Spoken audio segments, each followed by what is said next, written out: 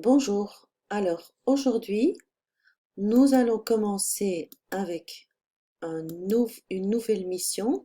C'est la mission numéro 4 du défi 4. L'infirmerie, c'est par où s'il vous plaît? Bon, vous regardez les images. Ce sont tous des images de lieux qui se trouvent dans une école et vous allez essayer de me nommer les parties de l'école. Ça continue sur la page suivante. Ici, vous avez la grille. Donc, vous avez l'entrée de l'école, la cour, le hall, l'accueil, l'escalier, l'ascenseur, le couloir, la salle de classe, etc. Si vous ne comprenez pas encore les mots, vous pouvez toujours aller voir à la page 342 et page 343. Dans l'exercice numéro 5 que vous allez faire, où suis-je? Donne le nom de la partie de l'école. Ça continue sur la page suivante. Donc, vous allez me noter les lieux de l'école. Par exemple, je vais où pour voir mes copains pendant la récréation. Alors, à la page 335, vous voyez dans l'exercice numéro 13 des pictogrammes. Par exemple, ici, vous voyez un escalier.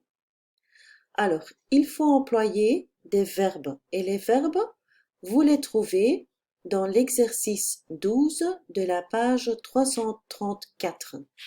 Donc, note les bons verbes sous les pictogrammes. Vous faites aussi la partie B. Il faut choisir entre les mots qui se trouvent ici dans le cadre, à droite de, rechts van, à gauche de, links van, tout droit, rechtdoor, au bout de, helemaal op het einde van, dans le coin, in de hoek, au rez-de-chaussée, op het gelijksvloers, à l'étage, op de verdieping, et de l'autre côté aan de andere kant.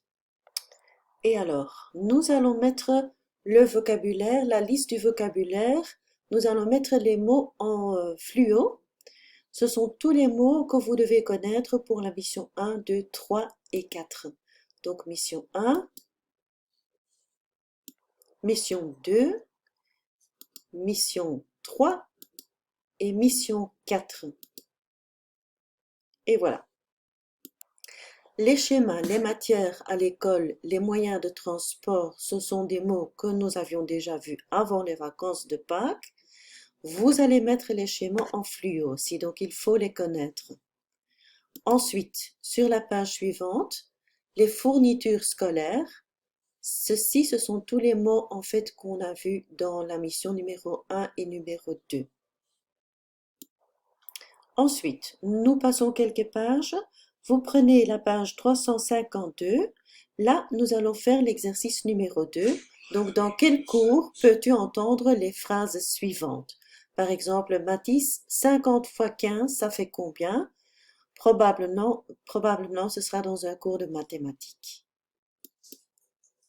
Alors, sur la page suivante, exercice numéro 3, tu as besoin des objets suivants. Dans quel cours? Vous remplissez la grille.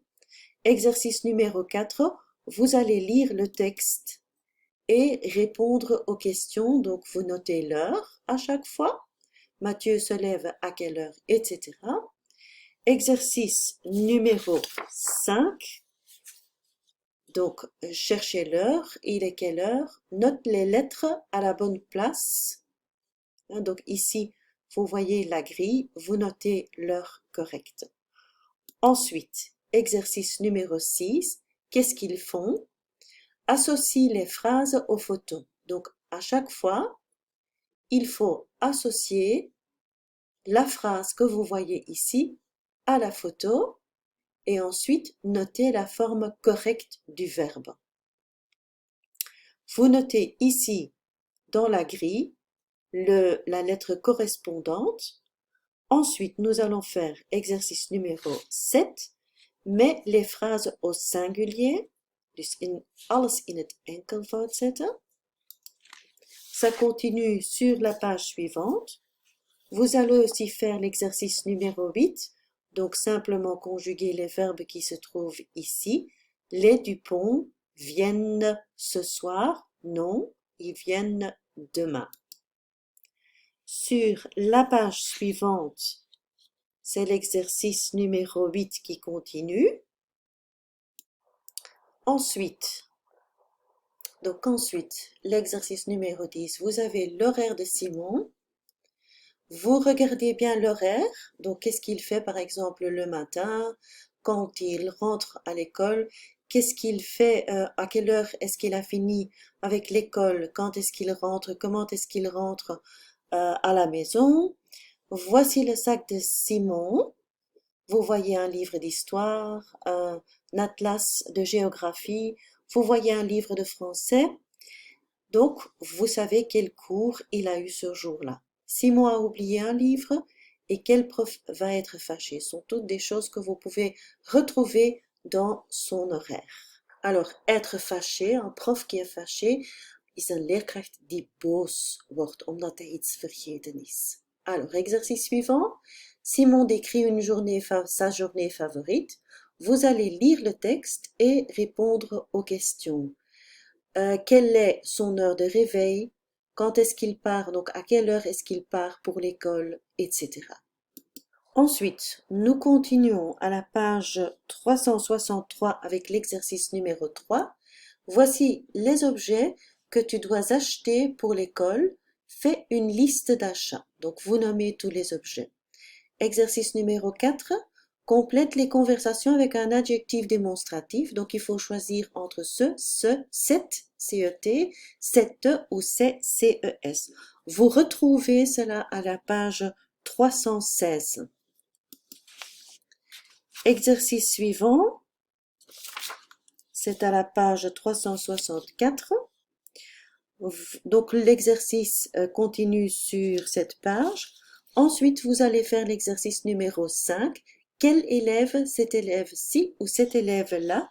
Donc, ici, il s'agit de quel, Q-U-E-L, ou écrit autrement, vous retrouvez ceci aussi à la page 316. Donc, petite récapitulation. Quel écrit avec un S et quel écrit avec L-E-S ajouté. Donc, on emploie Q-U-E-L au masculin singulier. Si c'est un mot du féminin, on met quel.